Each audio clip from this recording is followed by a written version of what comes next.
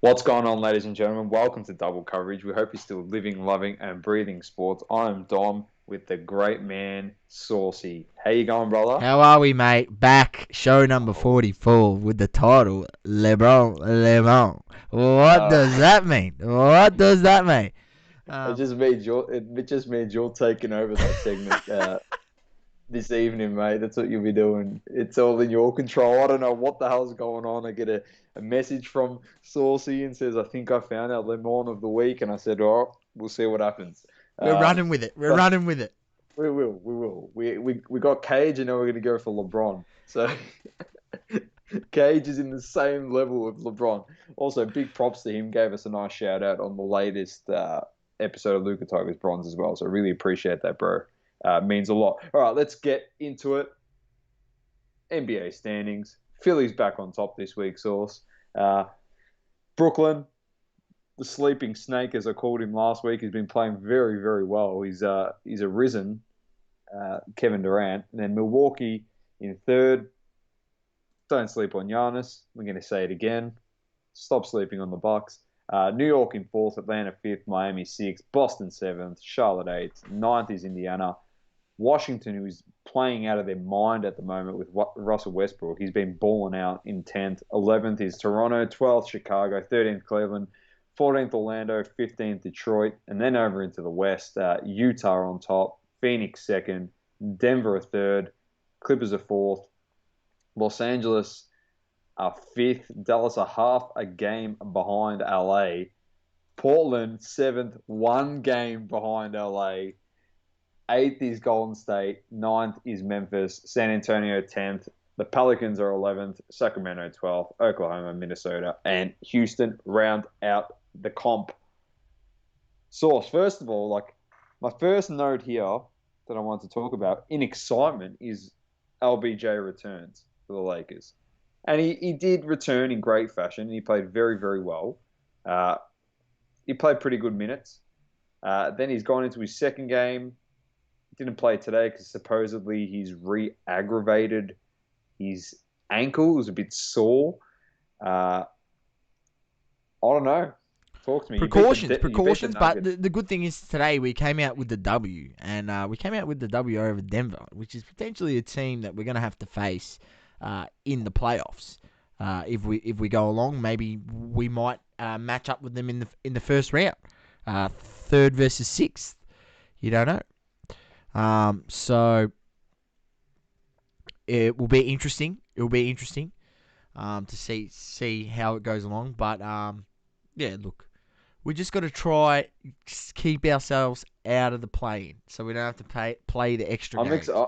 I'm actually excited to see you in the play-in. I can't wait till you play the play-in and then have to play playoffs straight after that, and then you end up winning it. So Few extra games for LeBron to get his shot working. You reckon? yeah, a few extra games. Get some more. Does it count to his playoff points or regular season points tally? The play-in. Nah, sure. It must be regular season for surely. It's all Um, right. It gets closer. But You can play a AD couple stepping games. up big in the last Yeah. minute of the game today. Last minute of the game, stepping up Just big, remember, which is what he's got to do. He's got to start taking over. Played very well. 25 points, 7 rebounds, 1 assist, 3 blocks. That's what I like to see. 3 blocks from the big fella and shooting above 90% from the free throw line, which is he's just trying. elite. He's playing well. He's starting to get into his groove. Yeah. Once your team works out the dynamic with Drummond, AD, LeBron, just give yourselves the titles, mate. Like just give yourself the title. I don't want to hear Brooklyn. I'm sick of hearing Brooklyn. They can't win. Giannis. Let's touch on that. Let's actually touch on that. Yeah. And people go, "Oh yeah, he had 49. Yeah, but yeah, they just beat him, but they didn't have Harden." What's your point? Our point the whole time has been when guys are bigger and stronger than them, they're not going to be able to stop them. Like Giannis, out of that 49 points, shot 12 of them from threes. So he got 37 points, either mid range or going straight to the rack, and no one could stop him. Yeah. How many times do we have to say it? But the thing is, Doma, The thing is, you know, look, you have a look at LeBron, right? For instance, right? For example, there's games where LeBron's three is not working, and it's obvious to everyone to see. He Yeah.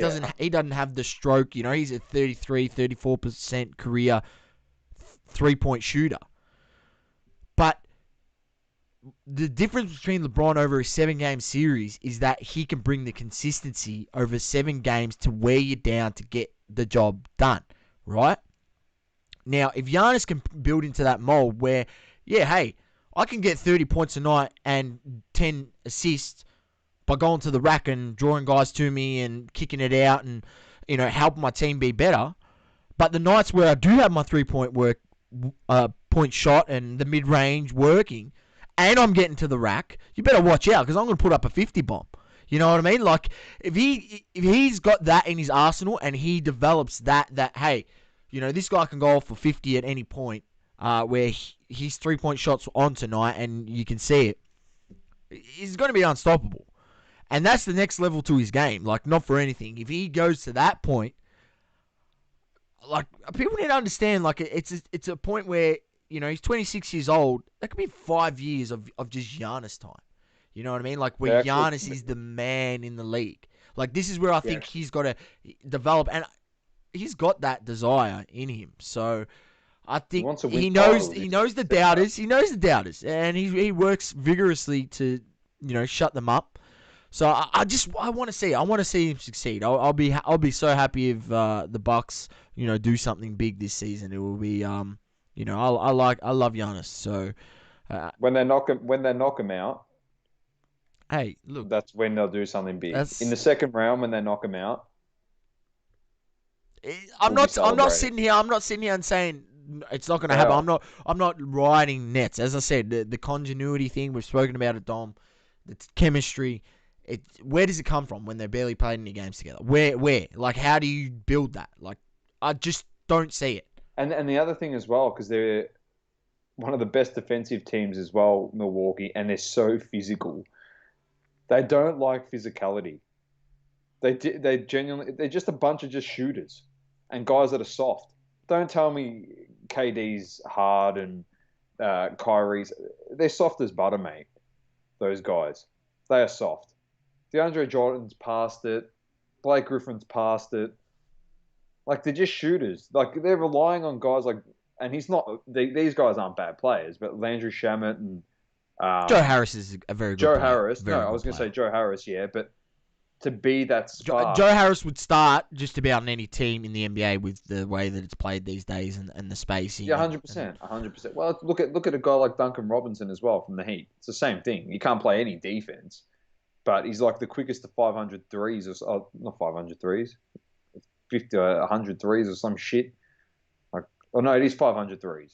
He's the quickest to 500 the game I threes. was watching the other day, Duncan Robinson, he put up 7 shots and they're all from 3. Yeah, 7 and they're that's all he all from does, 3. mate. He just comes off screens, just jacks up threes. I love it. It's very funny. Mate, All right, we'll move on, Source, mate, because talk there's about something the I want score. Look at the score today. I'm just looking at the game. Indiana Pacers versus the Wizards today, 154 to 141. That game would have been entertaining as hell. Um, 100%.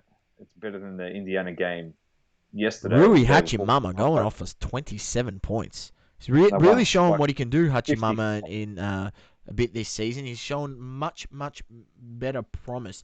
And I like him at his size. It's an interesting dynamic. He has been playing very, very well. All right. Now, something happened during the week and came to my attention, and I thought, I'll listen to the herd and Nick Wright, Nick Wright's a LeBron lover, and that's fine. You can be a LeBron lover. And as you're going to see a bit later on the show, we love LeBron too, but there's some times in the point in your career where you got to get called out for crap. But something funny happened, Source. I don't know if you know about this, but Dr. J, so that's Julius Irving. So Dr. J released his all-time NBA team, and he released two. So an All NBA first team, All NBA second team, and he left LeBron off both of them. Now his reasoning was that LeBron creates super teams. That's why he didn't pick him.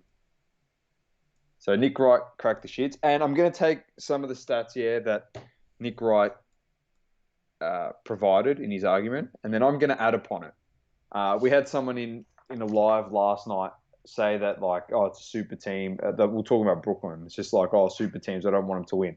And I said that I was going to talk about something tonight, and I said that super teams are the actual brand of the NBA. The brand of the NBA is super teams. It has forever been with super teams, and forever going forward into the future, it will have super teams. And LeBron was not the guy that began them. So I got some stat source, as you know. I That like to man. come prepared, and I've used Nick Wright, who I will tag as help, which I'll start with it, and then I've got a few things to add. So source, feel free because you two have also been like, you've been a bit harsh on LeBron about this super teams thing. So when I give you the stats, you're going to be like, all right, I'll play on this, and then you can go on a few people as well if you like. But 55 years ago, source, in the 60s, the Boston Celtics had just won their eighth straight championship. Surely that's a super team. You win 8 in a row. Nah, that's just fluke. 8 in a row. It's not a super team. That's just like a great compilement of talent that is unstoppable and they win So titles. It's not called a super team. That's just great talent put together and they just win chips. So, yeah, all right. In the 70s, Oscar Robertson, the Big O, gun. teamed up with arguably, though he was arguably one of the best players in the league, arguably teamed up with another great player, Lou Alcindor, which is Kareem Abdul-Jabbar at the Bucks. Don't think that's a super team. You know, the two best players in the league. No. In '72, Elgin Baylor, the late great Elgin Baylor, Jerry West, and the late great Wilt the Stilt Chamberlain, they came together and joined a team. Source, the Los Angeles Lakers. That was in '72. So that's just another great assortment of talent that weren't drafted together. They just, they came together because they thought it's a good idea. We should play together. Like, I don't know, what's the word you would use, Source? Like a big three or something. Like they get together, it's like a big three, and they just Well, dominate. three's more than half the starting five, so I'd nearly Yeah, call so that a super team, Dom. yeah, but yeah, but just the big three. It's like the first we ever heard of it. LeBron created a big three. Like it never existed before him. Then, as I did some research and I listened to Nick Wright, and it was great. Like I delved more into the NBA and then the ABA, and there was a split. So there was a lull in the mid '70s, and then towards the late '70s, it changed.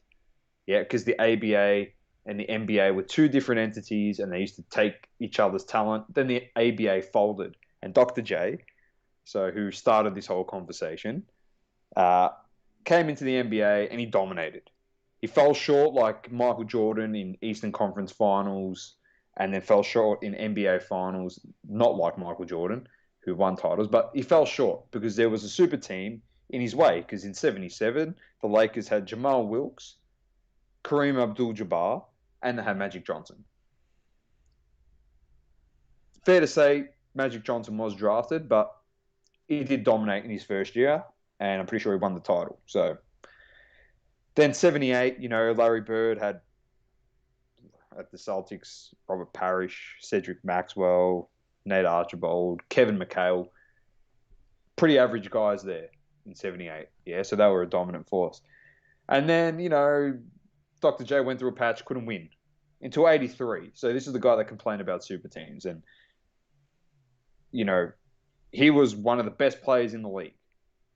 And he went to, so you'd probably say he's top 15 ever, Dr. J. There's another guy that was in the league at the same time that was top 15 ever, and his name was Moses Malone. So if you don't know who Moses Malone is, go do your research. One of the best big men to ever play the game. So they joined together. They had one of the greatest playoff runs ever, went 12-1, pretty much swept every team in the playoffs, won the title. That's how he got his championship. So he got it by joining a super team, and it's like, whatever. But it's not a super team. It's just a collection of talent. It's not called super team source, all right?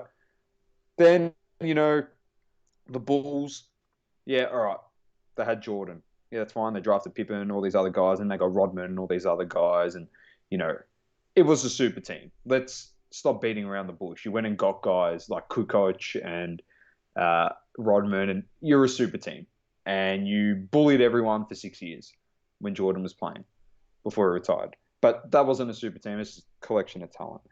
Then the Lakers, I know they drafted Kobe, but people don't know the history. They got Karl Malone together, and they got Gary Payton. They had Shaq. They didn't win that season, but they had more talent going into the following season. They won it, and then they won 3 years in a row, and it was a dynasty collection. I think that was a super team, in my opinion. Then there was a bit of a lull. Detroit won, yep. Spurs won here and there, whatever.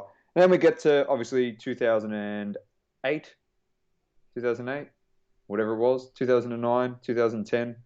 And then LeBron goes, oh, Wade, Bosh, let's get together. Oh, now the super team started. So the super team started with LeBron going to the Heat. So that's when it first came into inception source. So everything I just said to you for the last 5 to 10 minutes was all bullshit. That's just a collection of talent.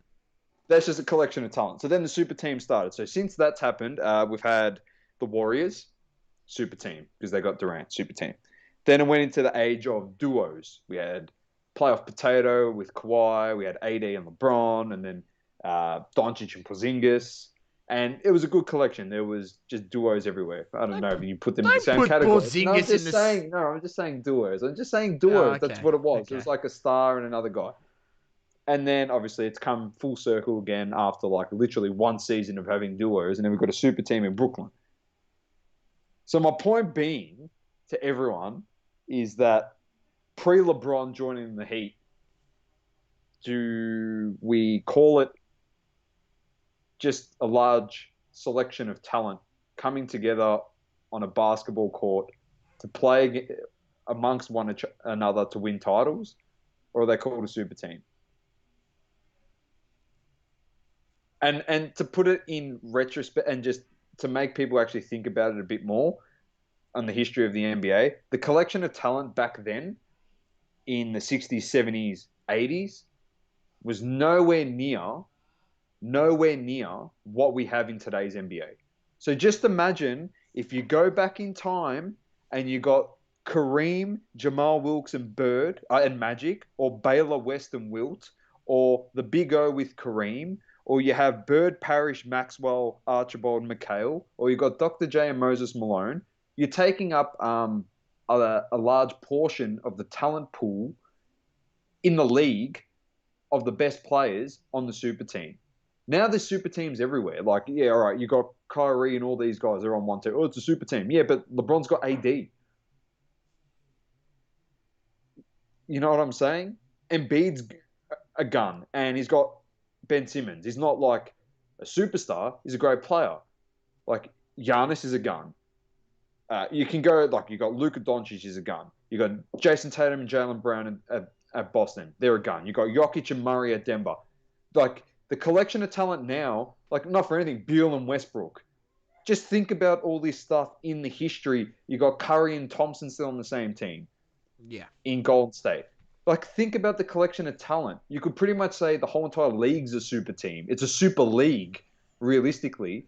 So think about it back then. Don't get me started on the collection of talent in this day and age compared to years ago. Yeah, but what I'm saying, Source, we can actually call them super teams now. So predating LeBron at the Heat, it is a super team. All right? So it's a bit of an education thing where everyone goes, oh, super teams are a modern day basketball thing. No, it's not. It's been happening for literally over 50 years. It's just people do not know and understand the history of the NBA and the collection of talent. Go look at some of those rosters and you'll be like, who the hell's that guy? Or who the hell's that guy? And then you just look at the Lakers and you got Baylor, West, and Wilt Chamberlain on the same team. Like, yeah.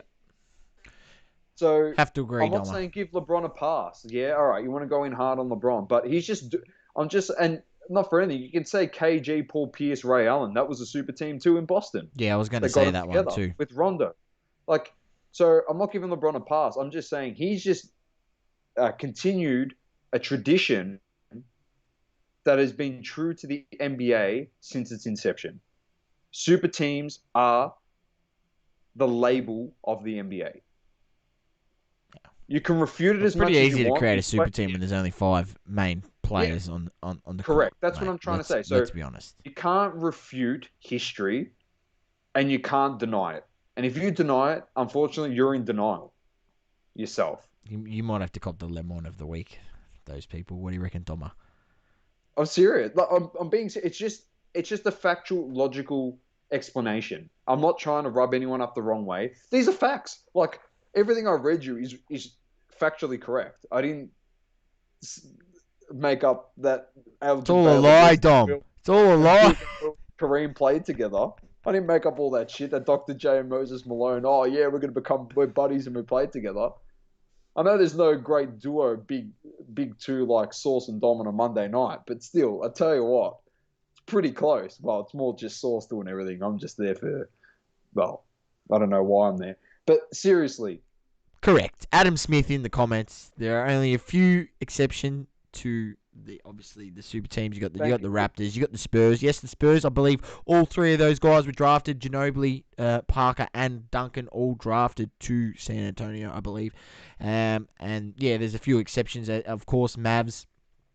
That's a bit of an exception. But also when you think about that Mavs team, like yes, it stands out more because they beat them, but they got Jason Kidd, even though he was at the end of his career. So there was two very, very, very good players on that team. And Jason They had Kidd's a the Hall Jet of Fame. on there too, And bro. yeah, look, the Jet doesn't really count. The Jet doesn't really count. And you should have won that. Let's be honest, Dom. Man, that's going to hang over LeBron for the rest of his eternity. Yeah. But he does finish off by saying you can't repeat and three-peat without the super teams. Well, you can because you've got the Spurs. It can be done, but it's much they're more more like difficult. but they were like a Not dynasty yeah, at the it's time. much more difficult. It's much more difficult, and Yeah. a lot of the success with the Spurs comes down to one man, and that's Greg Popovich. He's absolute gun. 100%. So that's my little rant. I had to just continue on from Nick Wright. You know, that's just how it is. Like that's just history. So that's our take on the NBA this week. And I don't know if I mentioned it, but congrats to Melo for top 10 scoring all time. I don't know if I did mention that. That's the last thing I wanted to drop. He top 10 all time scoring today.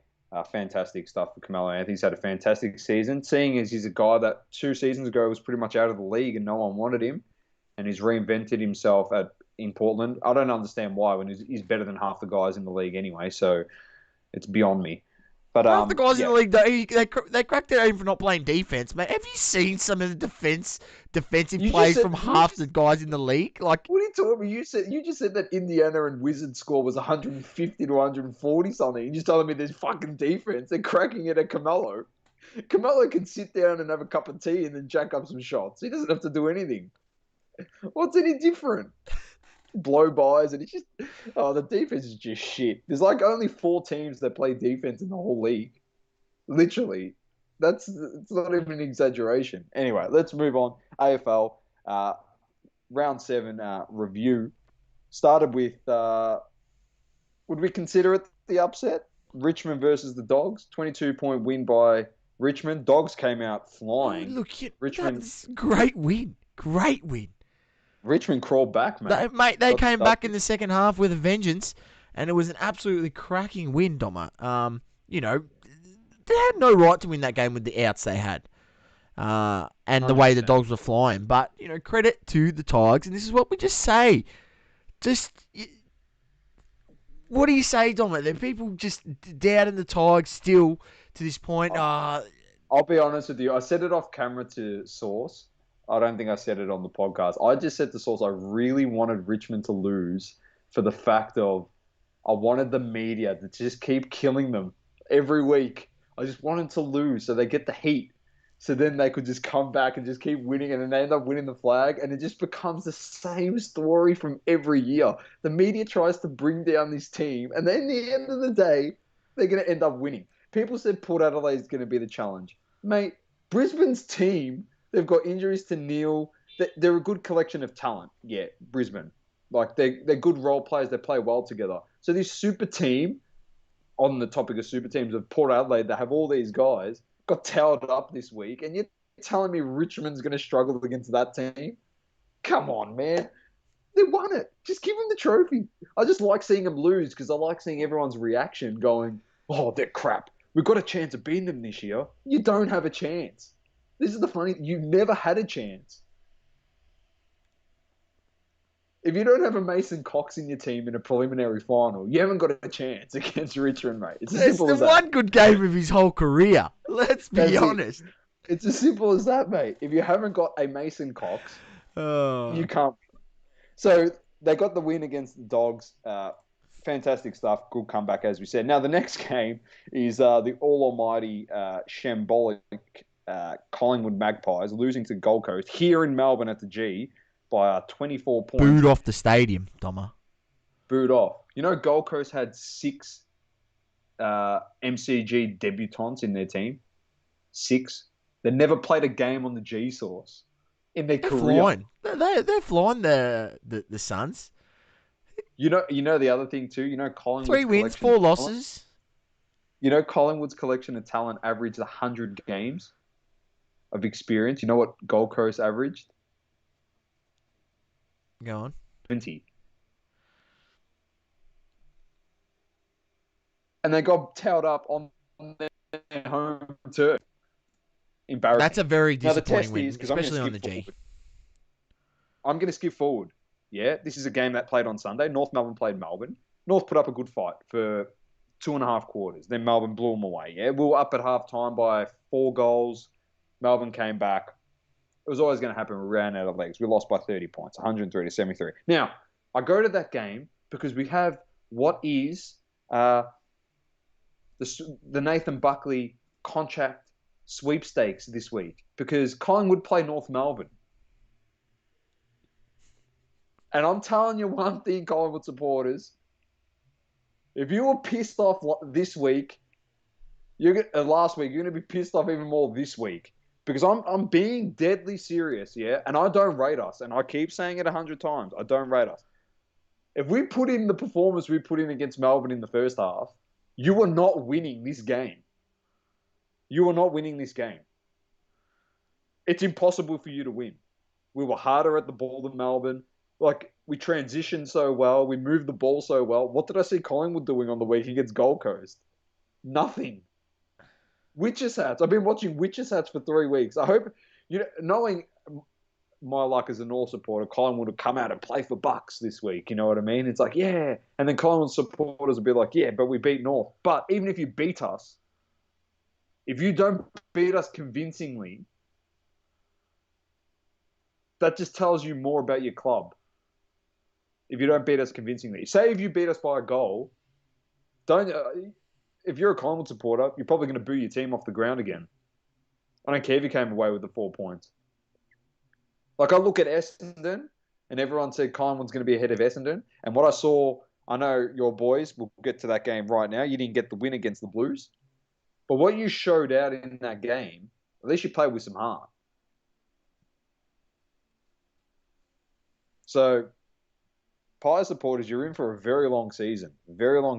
And not just this season. You got a couple seasons of hardship coming up. Bottom 4 potential here, Doma. And I'm not shitting you. Bottom 4, bottom 6 here. I'm calling. Who are they beating? Yeah, who are they beating? They could potentially finish bottom 4. And now you got to remember, this is a team 2 years ago. They were in the grand final. 3 years? 2 years ago. 2 years ago. 2 years ago? No, 3 years ago. 3 years ago. They were in the grand final. And they've blown up their roster. Blown it up. I love it. What the hell were they thinking in the off-season? I got no clue. I got absolutely no clue. I hope Jaden Stevenson kicks fucking 10 against them this week. It'd be so that'd good. That'd be great, wouldn't it?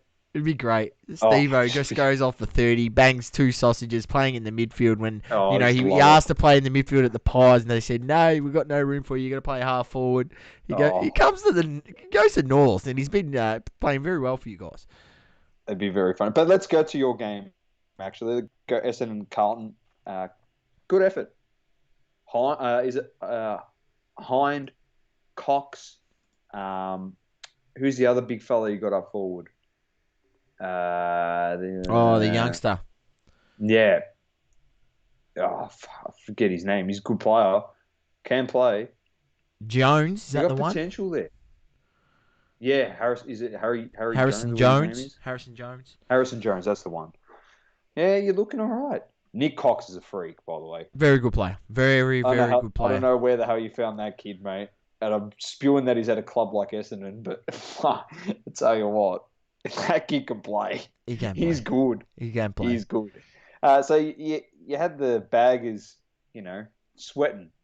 They were sweating this week. I was actually probably hoping the baggers lost so we could see their just reaction over social media as they're so passionate. They just keep just abusing their team even when they do win. But you lost that one, but it was a close one in the end, and it was actually turned out to be a fantastic game. We'll backtrack. Adelaide got towed up by GWS. GWS getting their players back. Hogan came in, played very well for them. Whitfield's back. Also, the Saints, as Saucy said last week, they'll bounce back. Smacked Hawthorn. No contest in that game, 128 to 59. Brisbane, Port Adelaide. Brisbane destroyed Port, 93 to 44. And then West Coast ended up toweling up Fremantle after their poor performance the week before. Now, we're going to end on a game, and I'm going to turn it to you, Saucy. Sydney versus Geelong. Your favourite team of this year has been Sydney, outside of your beloved Bombers. It was karma a la round 2, when Blitzer should have got pink for holding the ball, and they had 3 decisions not go their way, that the umpires actually admitted that they got wrong, which is like, thank you to the footy. And I'm not saying that Geelong doesn't deserve it. It is karma in the sense of the game, but they don't deserve that. You should, regardless of what's happened in the past, the umpire should have called it. You pay what's there. As simple as that.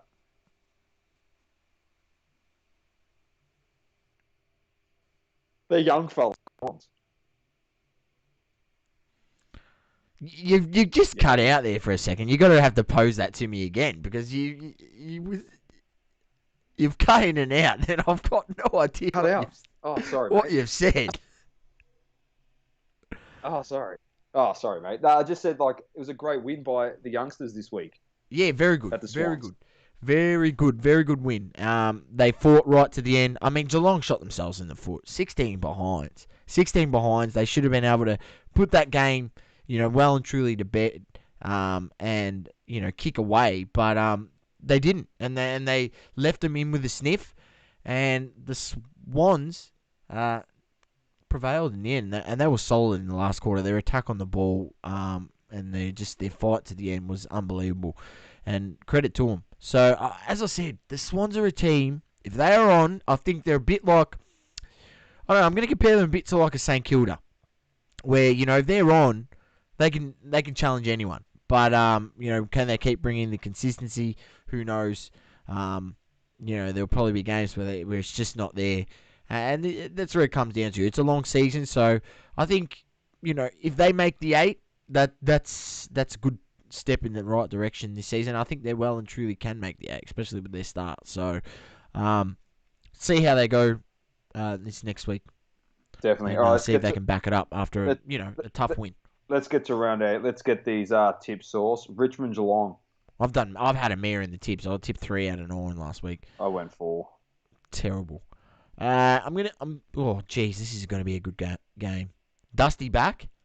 Yeah, he'll be back, but I think Grimes is out. He's had delayed onset concussion, apparently. Ooh. All right, interesting. No, I'm going to go to Tigers. So am I. It's on the GWS versus the Bombers. I'm going to have to go with GWS. Essendon, 2 very good games. GWS is finding their feet, getting players back. As you said, it's up in Sydney, so, their home stadium. But I would not be surprised if we come out and give it a red-hot crack this week. So, but also on the other spectrum, we could get done by 50. So, it's toss a coin, really. That's true. Gold Coast, St Kilda. I'm going to go Gold Coast. So am I. North Melbourne, Collingwood. I'm going North. Oh, yeah! Got him. Melbourne, Sydney. Here. Melbourne. Yeah. Port Adelaide versus Adelaide in the showdown. They're going to be up for it, Adelaide. I know they are. After getting pants last week. It's a showdown. Yeah. Port, I think, have won the last few. But Adelaide they have. showing more promise this season. Can they bounce back after getting absolutely pantsed? I'm gonna go Adelaide. I'm that far behind Doma, so I've got to go a few here. And I've these are gone 50-50 for games. Hawthorn West Coast. Uh, this is a tough game. This is, let's. I'm going West Coast because we know they can win at the Same here. G, but this is the game where they should just come in and win this by 30, 40. They really Yeah. should. Western Bulldogs Carlton at Marvell. Doggies, no doubt on And that then one. the final game is Fremantle Brisbane in Perth. For, that's a tough game. Fremantle, but I think just because Brisbane's got a few injuries. I'm also going Freo. All right, very This nice, is tough. Sauce. That's a tough round of tips, I It reckon, is a Doma. tough round. All right, straight Very into tough round. F1s. It was the Portuguese Grand Prix over the weekend.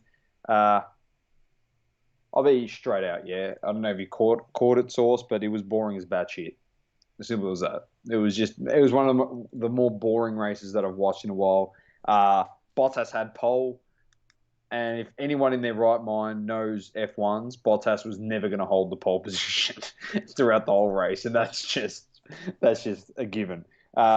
He held it for as long as Verstappen and Hamilton overtook him. So it was literally the battle between those two. They are dominating. They have the two best cars by an absolute mile.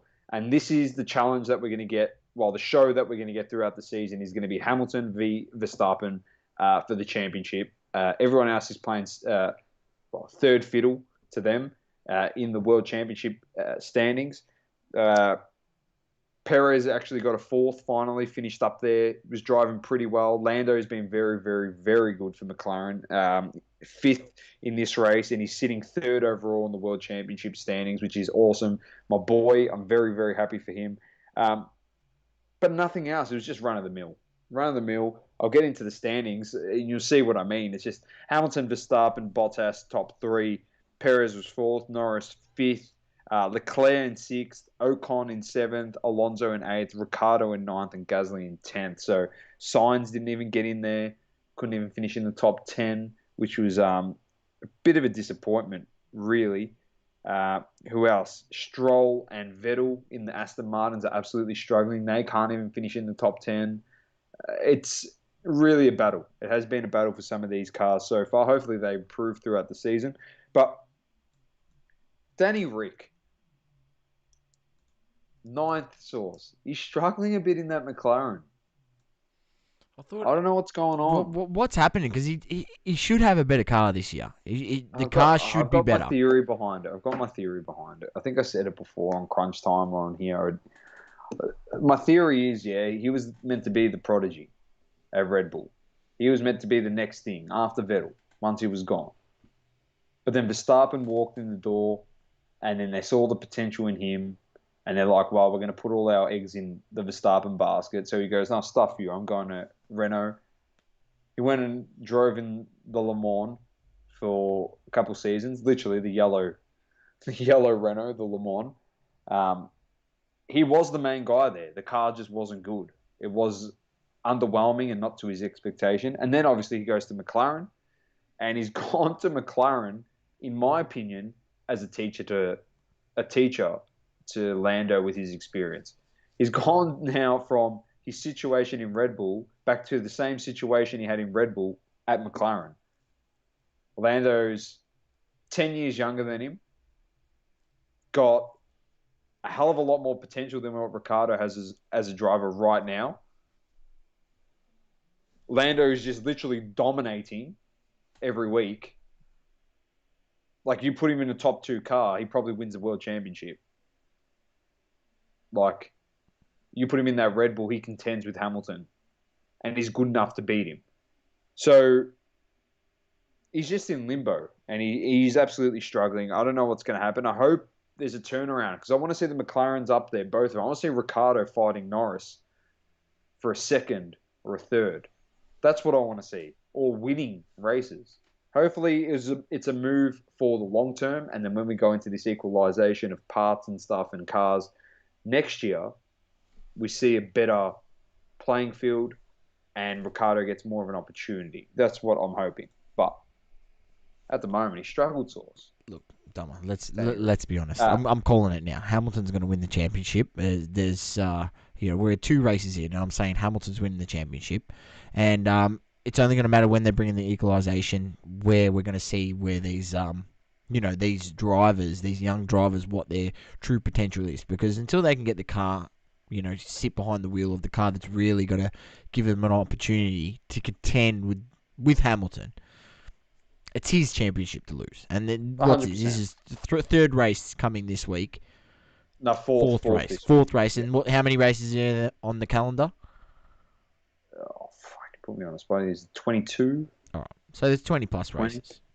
He's got plenty of time. You've got plenty of But time. I know. World Championship, as it stands, is Hamilton first on 69, 8 points ahead of Verstappen in second on 61. Then Norris third, 37, Bottas 32, Leclerc 28, Perez 22, Ricciardo 16, Sainz 14, Ocon 8, Gasly 7. And then constructors, Mercedes on top, 101, Red Bull 83, McLaren 53, Ferrari 42, Alpine 13, AlphaTauri 9, Aston Martin 5, and Alfa Romeo, Williams, and Haas all on a big fat naught. Sauce. Donut. All right. We're going to just breeze through Premier League because nothing really is happening. So, besides my boys marching on the pitch and postponing a league game. Not to say I didn't tell you also, but anyway, everyone laughed when I said that. The games we've had this week, Palace lost to City 2-0. Southampton, Leicester drew 1-1. Villa beat Everton 2-1. Chelsea beat Fulham 2-0. Brighton beat Leeds 2-0. Spurs beat Sheffield 2-0. Arsenal beat Newcastle 2-0. West Ham beat Burnley 2-1. West Brom drew with Wolves 1-1. Upcoming fixtures, Source. United, Liverpool to be confirmed. That's not going to happen. Leicester until Glazer's gone. Leicester versus Newcastle. Leeds versus Spurs. Sheffield versus Palace. City versus Chelsea. Liverpool, Southampton. Wolves, Brighton. Villa, United. West Ham, Everton. Arsenal, West Brom. Fulham, Burnley. And Southampton, Crystal Palace. Did you need to say anything, Source? Did you want to say anything about that United and Liverpool game? No, it just affirms what you said, Doma, and what you've said in the past is, if it did actually go ahead, the Super League, one of the stadiums would have been burnt to the ground. Serious. And it was a literal take. I wasn't figuratively speaking. And the scenes are evidently really there. This is just to get an owner out. Just imagine if the team left and went to the league. One of them, they're that extreme over there. People don't understand. People are like, oh, you're exaggerating. I'm not exaggerating anything. You think we're passionate about your team here, and in America, you think you're passionate about your sports? It is a whole different level. A whole different level. That whole hooligan type thing, which has died down a bit, that culture still exists in football around the world.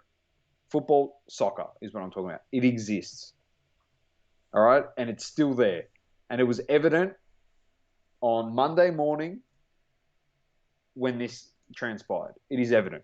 So people just you gotta think about it a bit more. All right. It's not just straight line down the middle of, oh yeah, they just want the owner out. I'm telling you, these fans, they could potentially boycott every United home game till this guy is gone. That's the extent that they're willing to go to. Yeah.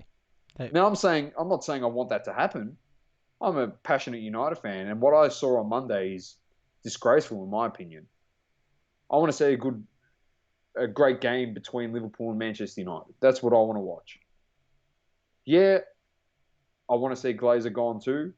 The sooner he's gone, good riddance as an owner. As soon as he sells it off, hopefully McGregor, now that he sold his stake in Proper 12 and he made $600 million, he's starting to work up his bankroll and he can buy Manchester United.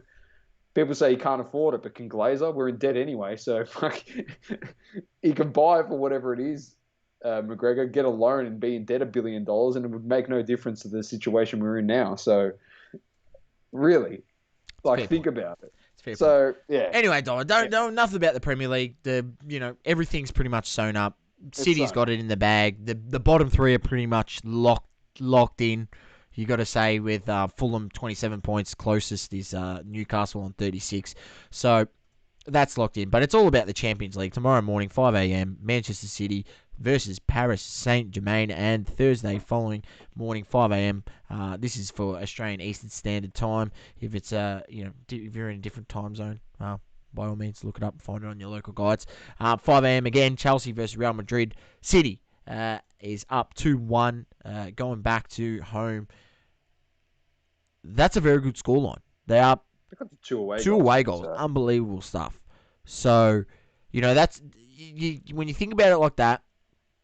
PSG win 1-0, they still go out.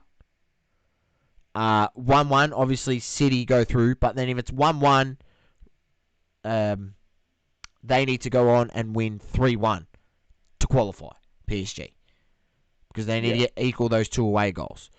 So if it goes to 1-1 the scoreline, they need to get on. So it's a dangerous game. 2-1, 2-1, you mean 2-1? Yes, 1-1. Yeah, 2-1. Sorry, my bad. 2-1, correct. So it's a very dangerous game because they need to go out and score, and City's got the 100%. ability to get them on the counter attack. This is going to be interesting. It'll be interesting to see the way Pep goes about it. He's not a Mourinho coach. Yeah, he's not going to go there, park the bus, play on the counter attack, give up 60% of possession, and just play on the counter. No, they're going to go there. They're going to try and boss the game. I wouldn't be surprised if, in typical Pep manner, they actually come out in the first half and in the first 30 minutes and put the pressure on and try to get an early one. That really puts the pressure on PSG. So it's going to be a good game. I'm excited. I'm getting up. I'll be watching it. So anyone, if you happen to be tuning in, shoot me a DM.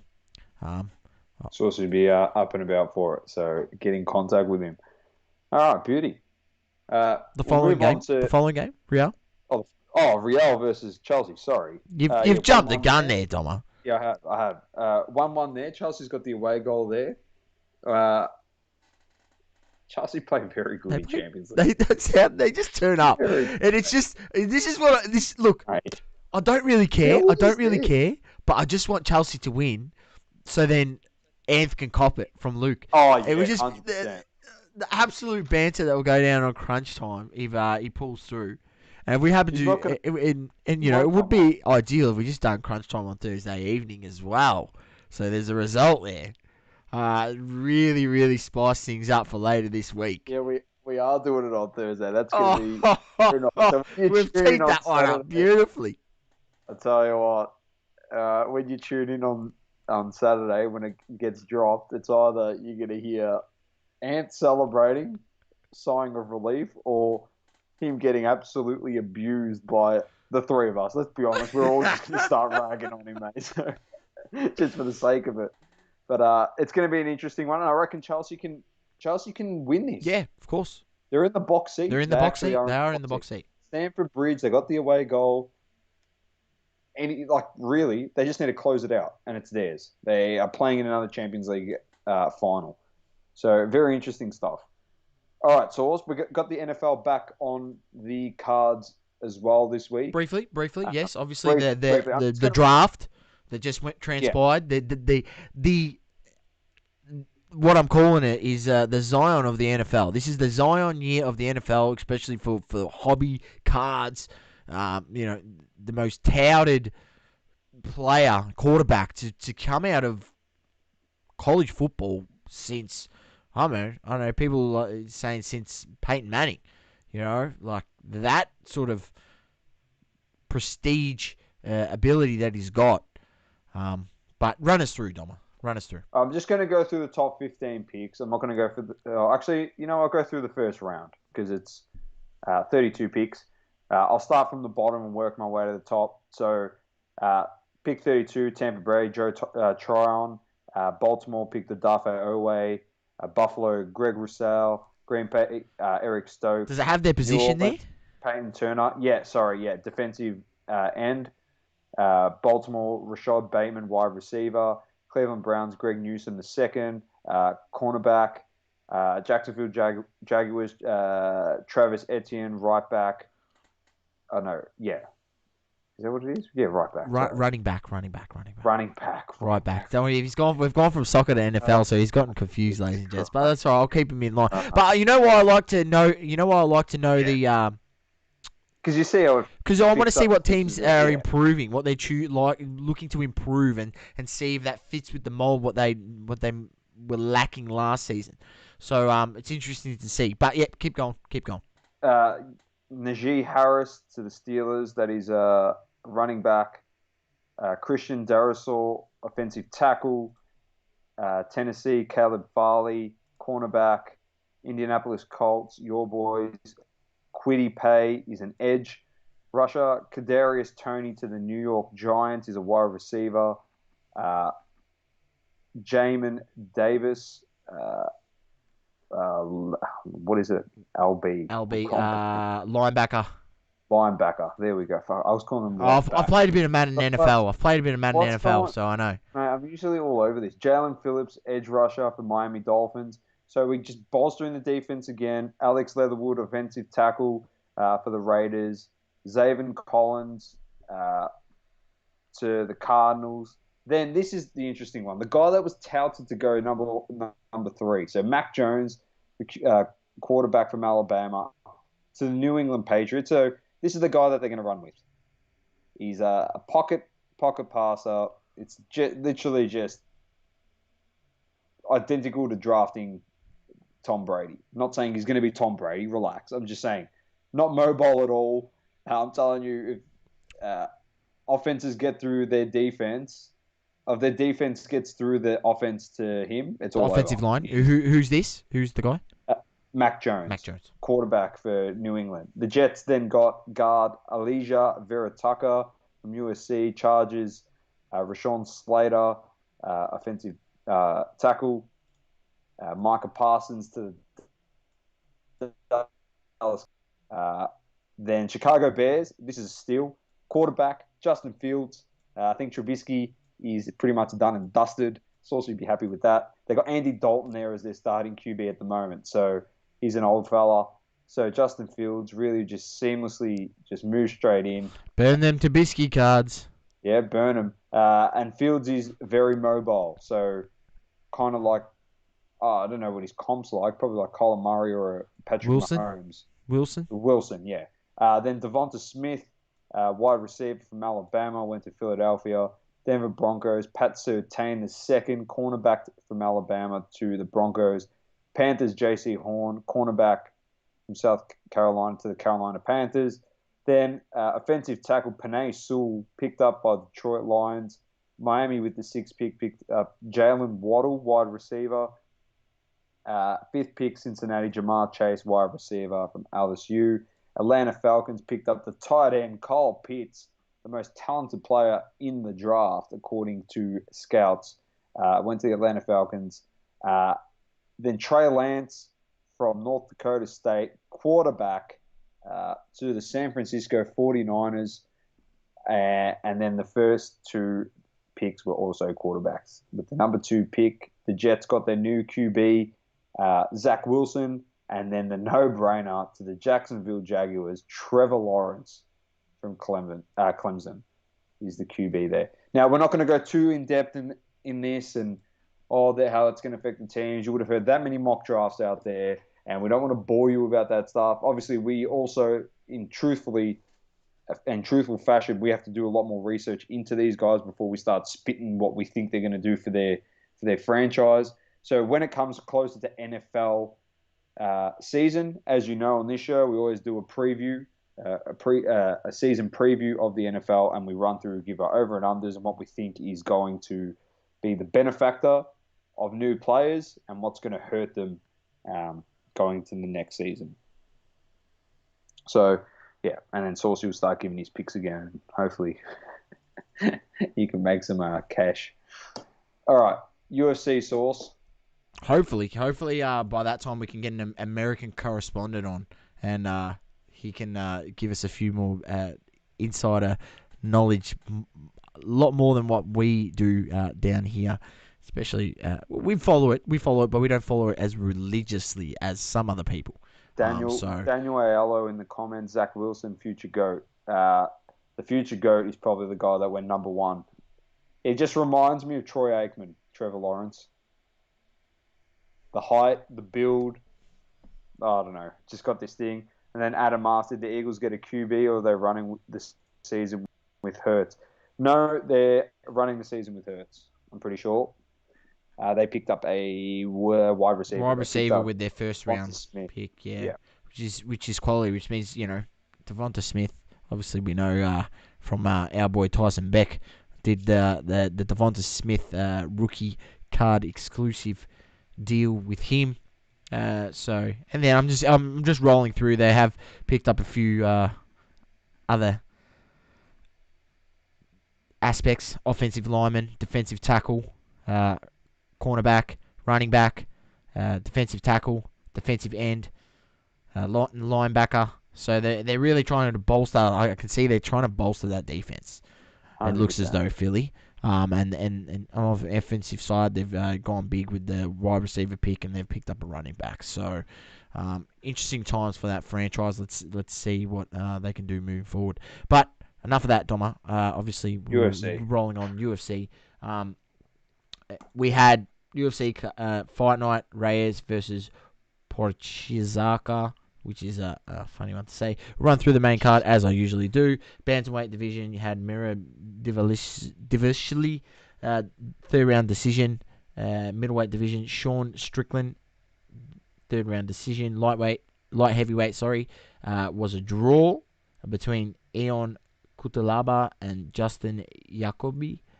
Featherweight division, you had Gigia Chikaza. Chigza? I don't even know. Chigzade. I don't know.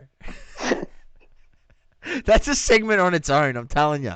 It's a segment on its own. Just listen to me try to spit out these UFC fighter names. I love it every week.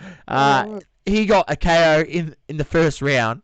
And in the light heavyweight main event, Dominic Reyes defeated by Yuri Pujizaka. And that one I know how to say because I watched the fight, so I heard the announcers say it. And that was a great fight, Doma.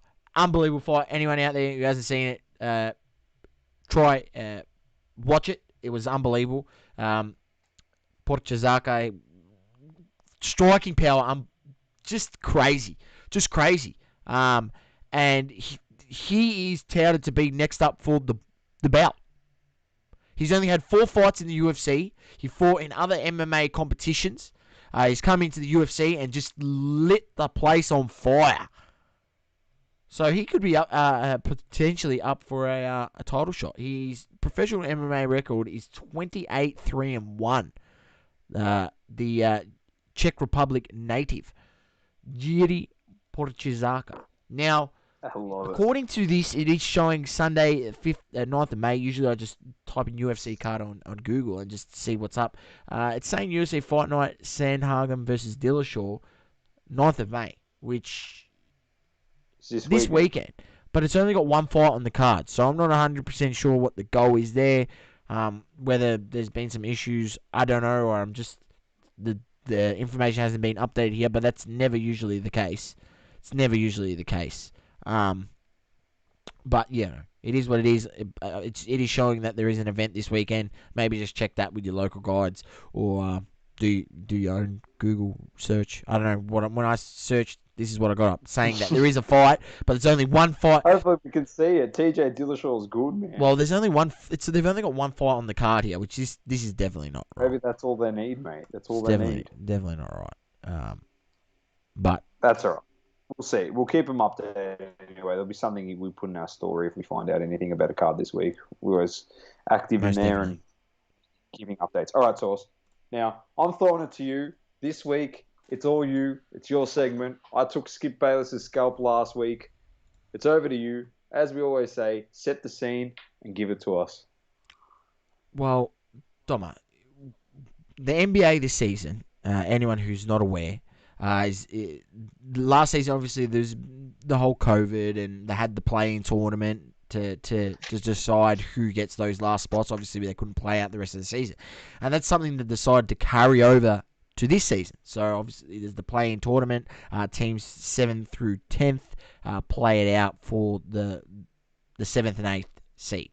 Now, I'll just bring up something here on the mini home overlay. Anyone who's not who's not watching, I'll read it out. Don't worry. I will read it out. It's LeBron's comments on the in March on the playing tournament. You got Portland, Memphis, New Orleans, Sacramento tinkering around there. If there's 5 or 10 games left, why not battle it out, make them play each other all 5 games? Question mark, right? That's his comments, right? So he's all for He's all it. for it. That by all means, it's like, all right, just let them play each other and they'll work it out, and then the best team's going to make it in, right? As of May the 2nd, so 2 days ago, LeBron James comments, whoever came up with that shit needs to be fired. That's comments on the playing tournament. So, boy oh boy, how he has his tone changed now that the Lakers are 1 game out of the playing tournament. Now, it is my team, and I love LeBron, but you can't 1 second be saying that you're all for the playing tournament. It sounds like a great idea, and then because your team has been unable to hold the fort while you've been down, no fault to yourself, but just because the other players on the team without you aren't as good, which is generally every team that you're on ends up being like that In history. in history. Now you're cracking the shits that you might have to be in the playing tournament. Well, you know what? You still got games left. Shut the hell up. Get out there. Get yourself right. And keep yourself out of the playing tournament. You know, you can't be 1 second saying it's a great idea and then bagging it because your team's too shit to not get, sucked into the playing tournament. So, for that, LeBron James, you, sir, are a lemon. And I'm trying to bring up the little lemon, but it didn't work this time, so I'm going to have to leave it. I don't know why it didn't work, Dom. I was pressing the button I usually press, and nothing happened. Nothing happened. You're the left. Wait, hang on.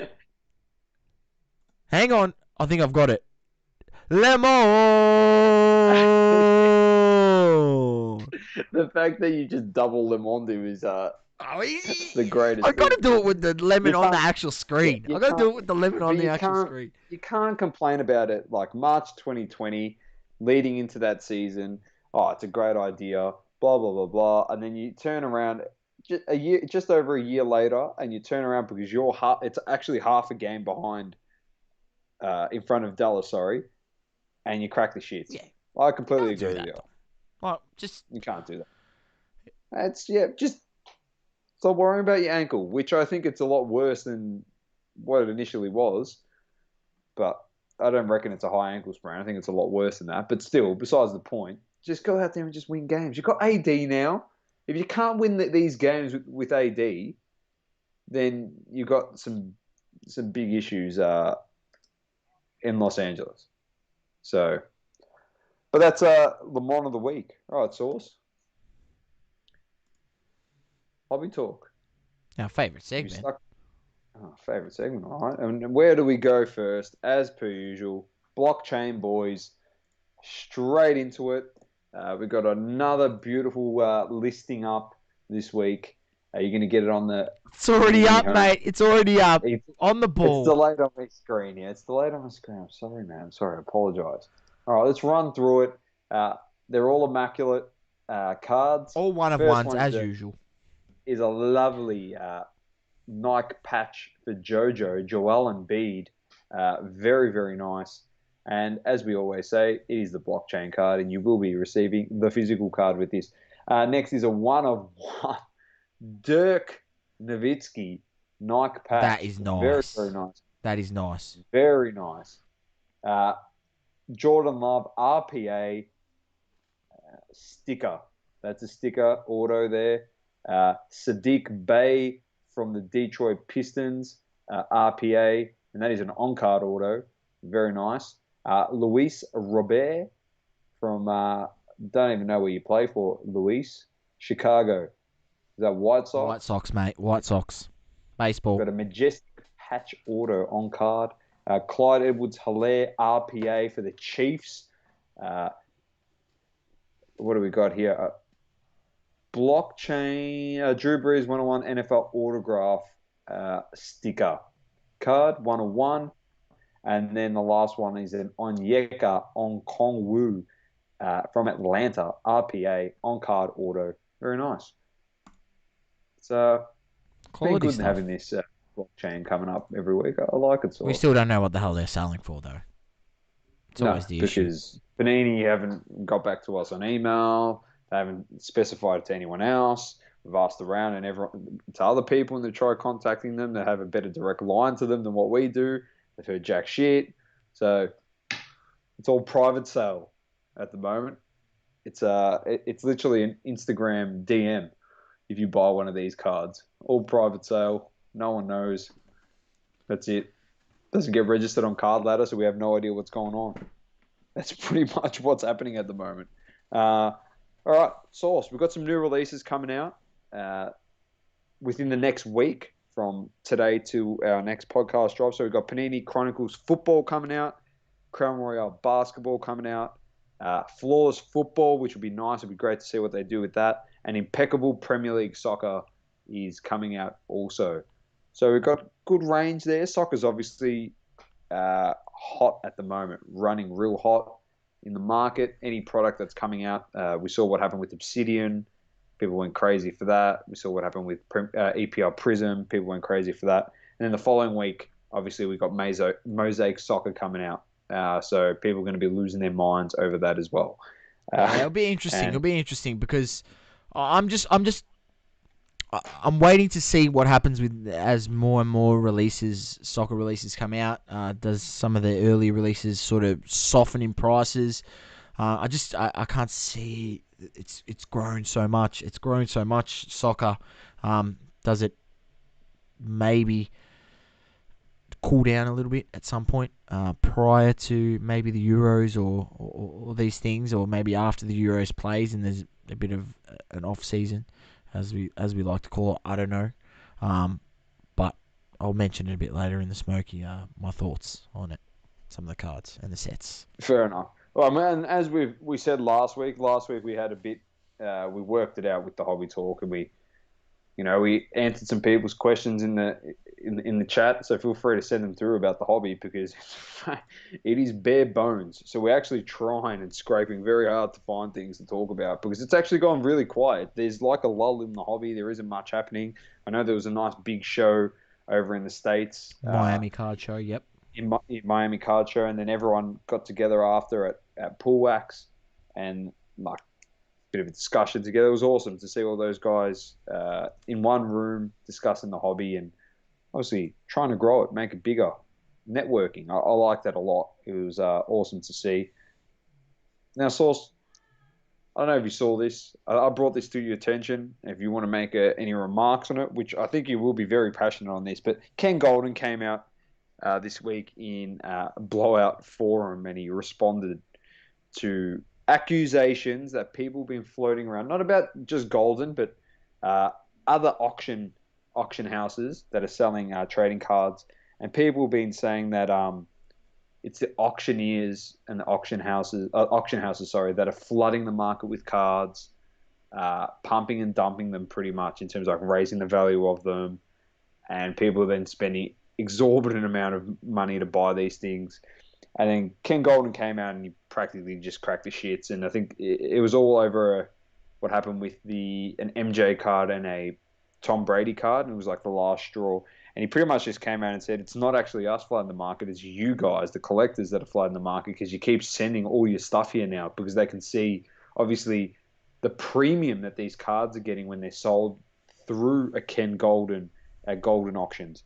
So He just marketed himself really well. Yeah, exactly. And he actually said in response to that, he goes, I've been on live television. I've been marketing the product to different people in different avenues to get them included, whether it's professional athletes, being on television and broadcasting it to the wider population of the United States. And obviously those clips being taken and shared over social media. So it's reaching around the globe. So, because we obviously see it here in Australia when he's on network television. So just your thoughts on that, Source. Just this, I don't know, it's an interesting line in the way that us in the hobby, we trust the auction house so much, but then at the same time, we're the first to critique an auction house when the value of the cards are going up. It's more that whole thing, as we always Going say. It's down, always the going collectors down. that are going down. It's like it's the collectors that are doing this to themselves. They just haven't looked in the mirror. Yeah, look, I'm not disagreeing, but this is what happens when things sell for too much. People see, they're like, shit, I bought this card for 5,000. People are paying 150,000 for this same card. Freaking over, I'm going to sell it. You know what I mean? 100%. Like way back, people that bought those cards, the LeBron RPAs and things. There was people buying those for $5,000, $10,000. What, they're selling for $1 million? What, you're telling me if someone's maybe got two, they're not going to maybe sell one? Or same with the Jordan PSA 10 when it went to 700,000. How many of them did we see after that? 4 or 5 hit the market. It came down. So it's the 100%. collectors that are creating this. He's not wrong, so I can understand why he's pissed off. He's just marketing himself really well. But what can you do? Like, we determine the market. We determine the factors within this. Us in the hobby. Like, we've said this so many times, and not even just about this. This is just a new topic where we're repeating ourselves on the same thing. But it's true. We control the grading and how that goes, but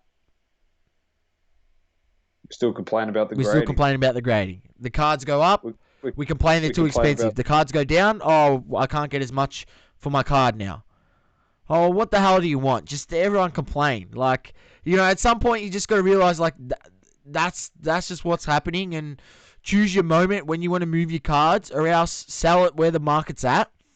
And it's frustrating because you're getting people now, that's another sentiment which we could go on a bit. Actually, it's maybe something I can bring up, leading on with this is people, not selling their cards based off what market or what the market set at. I understand there's some cards where it's hard to set the price, and there's sort of certain cards where, yeah, like maybe one sold for this much and you've got another one, and it's a rare card, maybe it's a numbered card, and you're trying to charge a little bit more than that last listed sold, which is fine, but don't be charging 3 times more than that last listed sold. It's funny enough, I bring this up, Doma. Someone we know, he's had issues with dealing with someone in people. regards to this Yeah. sort of aspect where, they list their things high, which is fine. That's fine. And you ask for offers, but when you're not willing to be reasonable, when there's literally 2 other sales or 3 other sales, or at least 1 or 2 other sales of the same card sold for 1/3 of your asking price, it's pretty shit, to be honest. Or else, if you don't want to sell the card, why are you listing it? Why As is it simple as why that. is it It's there just, for sale? So but that's one of those things. Yeah, I know people see it and they go, I'm with your source. People go, oh yeah, that sold for $150. Yeah. So the next person will be like, oh yeah, I can get it for, oh yeah, 250. No, doesn't work that way. If you want to sell it for 160, I'll give you the piece of advice. If it sold for 150, if you want to make the guaranteed profit, sell it for $140. If you sell it for $10 cheaper, you'll get the guaranteed sale and make the guaranteed profit. Source and I have said this to you, like to people in the hobby, millions of times. We keep saying this. You don't need to go get it for 150 on the dot, even if it's $1,000 card and it just sold for 1,500. Yeah, you don't need to sell your one for 1,500, and then you go, oh, yeah, but no one's buying it because they're saying it's too expensive. But that was the last comp. Well, sell it for $100 less. If you bought the card for $200, it's $1,200 you never had. You're still maximizing your profits. What? You sold it for $100 on the comps. It's still $1,200 you never had. Like, that's a win. But when you're getting cards that are at these exorbitant prices where it's like the comp is one thing and then it's 5x the comp, and then the sellers out there, like, they're not willing to budge on that and not listen to reasonable offers, you're just a clown. You really are. You're acting like a clown. You've got to be reasonable. The hobby is to help each other out. If someone wants a card and you're willing to part with it, yeah, you want to part with it. But I tell you what, no one in their right mind is parting for it. Is buying it for 5x. And I think a lot of this source has happened because there are, and well, I'm going to say a small minority of this hobby do dumb shit by, for example, they come in, they got FOMO, and they're like, oh, it's 5x, I better buy it now. It's going to go up even higher. But they've just been 5x on the card, and it's never going to ever get to that price. You know what I mean? Just because they want it. The thing that people need to understand in the hobby is that is a minority. The majority of the people in this hobby have brains. They're not stupid. So if you're going and doing this stuff and making your listings 5x or 4x or 3x, what the latest comp was, and on that, the last 3 or 4 comps on that, when it's around about the same price, and you're listening for 3x that, what do you think that says more about? The person that's buying the card, the person that's selling the card. Yeah. The person that's I've buying had it's this like, same I'm never going to buy a experience. card off I've had this. this same experience, and Like, I'm never. I dropped the retailer's name on the show when I spoke about it last time, and me, not being able to get an offer done. A card listed at 900, and there's been 2 on auction that sold for one for 350, one for 370, and I offered them 400, willing to pay a little bit extra, and just getting a flat decline. Like, you've got the card up, you've got it listed for 900. Now there's been 2 sales one at 350, one at 370. I've offered you 400. Like, that's pretty reasonable. Not even a counter offer, nothing. I just flat decline. Like, I don't know. It's very frustrating. When you're trying to secure a card, you've chosen your moment. You've not bought at the top. You've waited. The prices have dipped on a guy. You've been eyeing off this card. It's got the card that I'm talking about. It's got less than 200 on the pop. PSA 10. It's a card that I want to secure and just put it away. Like, it's a young prospect who I believe in. I gave him on the smokey a few weeks back, Ingram.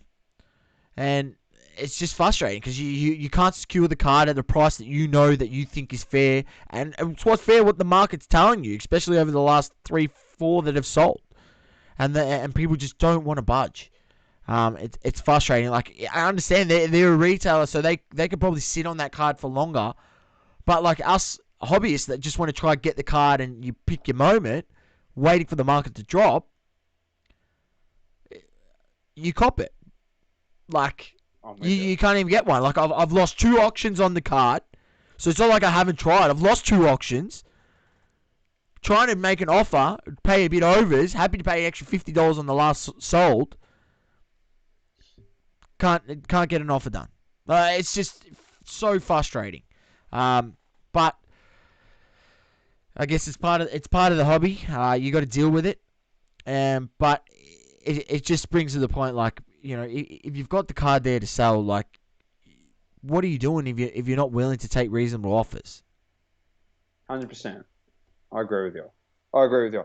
Now, Sauce was thinking of something. He lost his train of thought before we started this pod, and I was actually keen. He's going to think about it the moment we finish this podcast as well. He wanted to start a chatter around something in the hobby, and I don't know if he's even thought of it or it's come back to his mind. I'm spewing because he was keen, and he's like, and when he gets that look in his eyes, if you watch the podcast, when he gets that look in his eyes, he's got something good.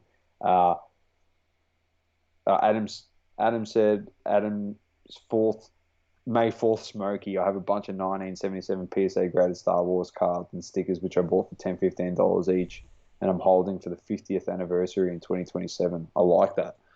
It's a good play. That's actually that's a solid play, Source. 50-year anniversary of Star Wars in 2027. So the advice would be, buy Star Wars now. Don't buy it 6 months before the 50th anniversary when the prices are at all-time highs. It's good thinking. Very good thinking. I like it. Now, the last thing, before we do get into Saucy Smokey, Topps Chrome Sapphire Edition Sauce. Wait, quick note, Adam, if you're listening, are they the stickers with the red border around it? Let me know. Are they the right ones? Because I've just looked it up on eBay. This is interesting. Stickers, obviously, everyone going for the cards out of 1977, but no one thinking about the stickers, and that's an interesting thing. I like it. I like it a lot. Looking at it right now. Good play. I like it. Might have to get some. Get some Oh, yeah, they're ciabatta. pretty cheap. They're pretty reasonable. They're super reasonable. I mean, Luke Skywalker sticker 1977. You can buy one right now for $20. Raw. Stop. Oh, I'm We'll serious. just go. Let's just go buy a box, bro. There'll be some sealed wax somewhere. We just sit on the sealed wax of the I don't stickers. know. There's a whole bunch of there's different stickers. There's I don't know. I don't know which exact one. Adam, just tell us which one the main one is. We'll buy a couple sealed Oh, boxes he of said stickers that's the too. one with the red border. Yeah. Okay. Yeah. All right. So let's buy a couple boxes, put them in storage till 2027, and then sell them for 10x. Because that's what's gonna happen. Punters out there. The There you wax. go. Adam's giving us an absolute killer play in the comments. May the fourth be with May the you as fourth. well, Adam. Exactly. I like that. I like it very much. Now, the last thing before Saucy Smoky is the Topps Chrome Sapphire edition. You excited? Yes, I am. I am excited. Super excited. Are you excited to get some? No, Because you because you can't. can't. You need to have a Montgomery Burns membership. So if you don't know who Montgomery Burns is, it's from The Simpsons. But it's a Montgomery membership is what it is. And it's exclusive to people that have it. It's a direct sell from the Topps website to these Montgomery Burns uh, members. I'm keen to see. I want to see a preview. I want to see what some of these cards look So like. how do you become a Montgomery Burns member? I don't know. You have to endure the shit seasons of The Simpsons. I don't fucking know. You got to sit there from season 8 onwards and gouge your eyeballs out by watching absolute trash on TV. But I don't know. Do the Google search, mate. I reckon how to become a Montgomery Burns. Don't type in Montgomery Burns. It's just Montgomery sauce. Topps Montgomery. Don't put Burns in there. Because you would put Burns just to be a smartass to me. I But was gonna put Burns. I know you were. I know you think. But I'm interested to see. It's going to be obviously a 582 Montgomery Club. Is that the one? yeah. That's the one. That's the one. They've given out Champions League soccer before boxes. A premium version of that. Baseball. Um, like something patch kids cards or something. I don't know. They're like Oh, you can't exclusive. even I get don't any know how more to. memberships anymore. You can't even buy a membership. There you go. Memberships are So sold out. whoever's got one, feel free to get in touch with the double with us, and we can spread the love to the double coverage family. If you are not interested, Montgomery Burns member out there, 582 or 582 number one. Montgomery. Yeah, no, I reckon there's 582 members. That's why. But if you're a Montgomery Burns member and you don't want and you get offered a Topps Chrome Sapphire, DM us with the price of it. If we cannot afford it, we will open it up to the family and we'll get someone to buy it. All right, that actually wants it. We'll do some 1-pack breaks. Their new favorite thing in the hobby, Domo. 1-pack Just breaks. we'll do that. All right. Oh, we're gonna stoop that low. We're gonna stoop If you that want low. Montgomery, no. I'm talking about if you're a Montgomery Burns member, just DM us. Just say, oh, listen, boys, I'm getting this box. I don't want it, but I'm getting it offered. I'll happily purchase it, and someone can buy it off of me. Yeah. The price is going to be double whatever the price is of Topps Chrome F1. It's going to be $1,000 box on the secondary market. Easy, more. Let's be ridiculous. Be honest, sorry. So if you get it, you don't want it, purchase it. There's an avenue here. We've got a lot of fans that like F1. So if you want to sell it, we can definitely put it on our story. And I guarantee you, straight away, someone will DM us saying, who is this person? We'll pay it straight up, bang, and you'll get a sale immediately. So We know multiple I people just that like, want a box. yeah, I like calling them Montgomery Burns members. That's why I'm going to keep saying, if you are a Montgomery Burns member and you get offered this, please get in contact with Tell us. you what, That would, there's some nice Project 70 cards up here. what do we got? I'm just looking at the new ones. There's some nice designs. I like them. I like them a All right, lot. we'll go I'll through bring them. them up. I'll bring them up. Yeah. Tyson had one up the other day. Soto, Kai Soto, is that his name? Kai Right, Soto. let me just get the URL and put it on this side. Oh shit, Which one? The Mad Hits Crew? it's good. They look good. I'll tell you what. I'll chuck them up. There you go. I like this one. I like I like the Reggie I like Jackson here. You know what? It looks like this guy should be playing cricket for the West Indies. Ricky Henderson, with the way he's got that set up. that's a sick card. Ricky It's Henderson. nice. I like him. It's a very nice That one's card. not so much, but Well, the other one, these what's two are happening? good. What about tops now? What's going on here? Surely there's something, mate. Tops Shop now. all. We'll have a look right Shop now. all. Tops now. Right now, tops now. You've got Champions League Captain America card, Christian Pulisic. You got the volley by Benzema. You've also got 100th Chelsea appearance Mason Mount, Kevin De Bruyne card. Bruin. You got Riyad Mahrez, and there's a bit of a match attacks. You still got the Paolo Maldini lost rookie card still available. My suggestion would be anyone out there, you can get one of these if you they're still available, right? Dortmund team set. It's $15. Did we get some? I haven't gotten any. I'm gonna buy some. I might even buy one of these Messi designated Messi sets to see what they're about. Um, The Ronaldo one sold out that time.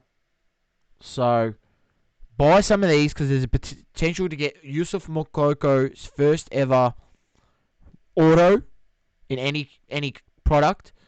Um, and it's up to you whether you open it. I'll probably order a few, maybe open one or two, and then keep the rest sealed with potential. You know, if Makoko ends up being a gun and those autos are sought after, that $15 price that you pay for the tin, £15.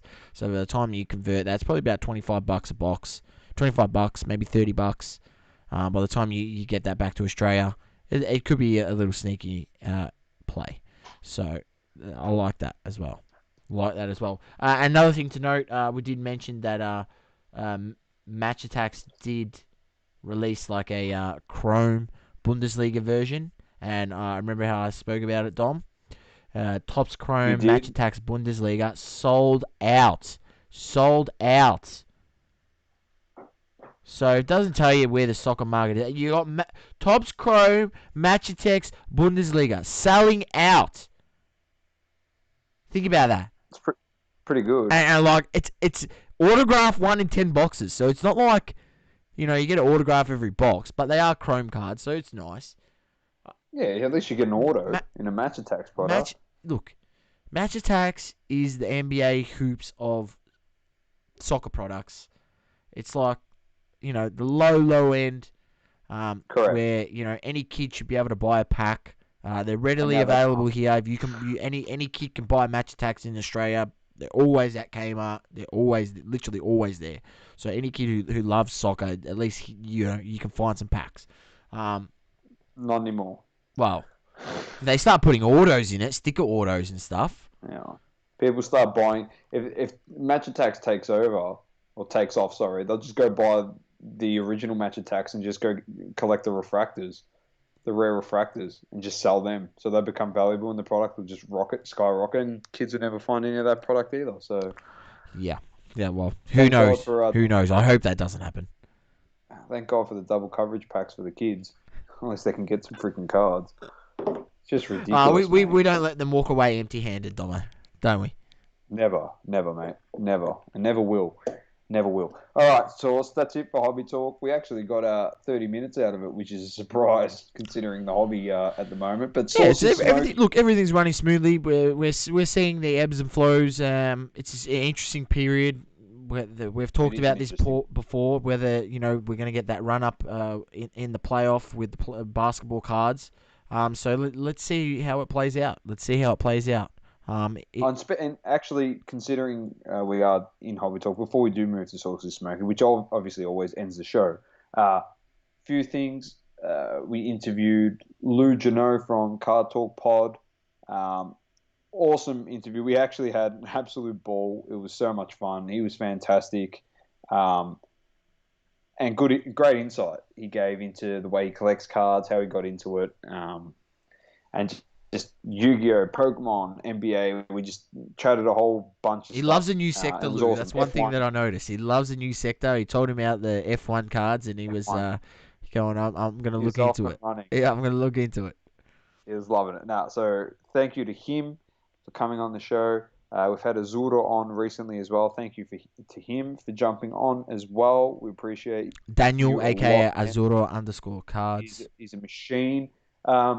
Source and I are working on something at the moment, so we're probably going to hold off on a lot of special guests in the next few weeks. We're just trying to sort out something before the hobby hangout. We're excited Get for it. A few organised, other Dom, people. and launch some things that we've had some thought about and planned towards for a while now, and we'll put a few of the guests on the back burners for the time being until we launch this next project. But And it's all and we're happy to say, like, just on a insight to it, is we are going to be pushing for a bigger audience, not just for us in the hobby. So take that hint as you will. I think it's time we get recognised. The Australian market, that is, not us. Well, for everyone else in the Dom, come hobby. on, what are you talking about? Of course, us. Of course. No, I'm G'ing up. Of course, I'm talking about the what we do this for, which is the love of the hobby, and And the love of the people in the yeah, hobby, man. correct. We've met great people through doing this podcast and creating content, and you've just been awesome. And not for anything, a lot of people we haven't even met yet, but we consider really good friends of ours. So we appreciate all of you and our listeners, obviously, a heap. So we've got something in the works, and that's why we're on the back burner. Just another little interesting one. Source and I, in preparation for the hobby hangout in Sydney in a few weeks' time. Uh, we're going to be doing a live pod together. It's going to be the first, so look forward to that. Yeah, In well, the look, we're gonna coming have to weeks. test it out. We're gonna do a test run We're before we going to get down test. there, so we're gonna test So that we're out. actually going to be in Source's uh, studio because he's actually got a nice backdrop there. We don't want the printer in mind, and plus he's got all the equipment. So we'll be at Sauceys. We'll be doing it together. Maybe next week or the week after. We'll work it out between ourselves, and that'll be awesome. We can uh, poke shit at each other and live on air. It'd be good fun. And that's pretty much it that's been happening on our side of things to give you an update there. And then, without further ado, to end that, let's get into Saucy Smokey. And you got a lovely one this week, which I still can't even believe. Yeah, look, Dom. As I said, with soccer, it's ramping up and everything, and I'm just looking at the soccer products and what's coming out. Now already we've had Topps Museums dropped. And we've had EPL Premier League and Prison Premier League. Sorry. Now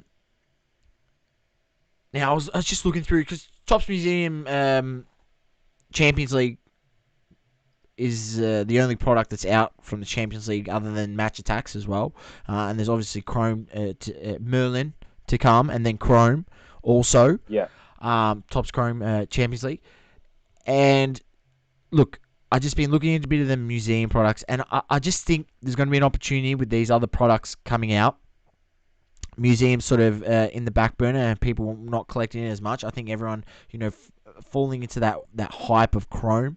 You're going to find some bargains on these other on the museum set, and I don't know about the Merlin. I think the Merlin's a bit more of a high end set, but I was looking through Topps Museum, and I just typed in Topps Museum 2021, and just looking through, and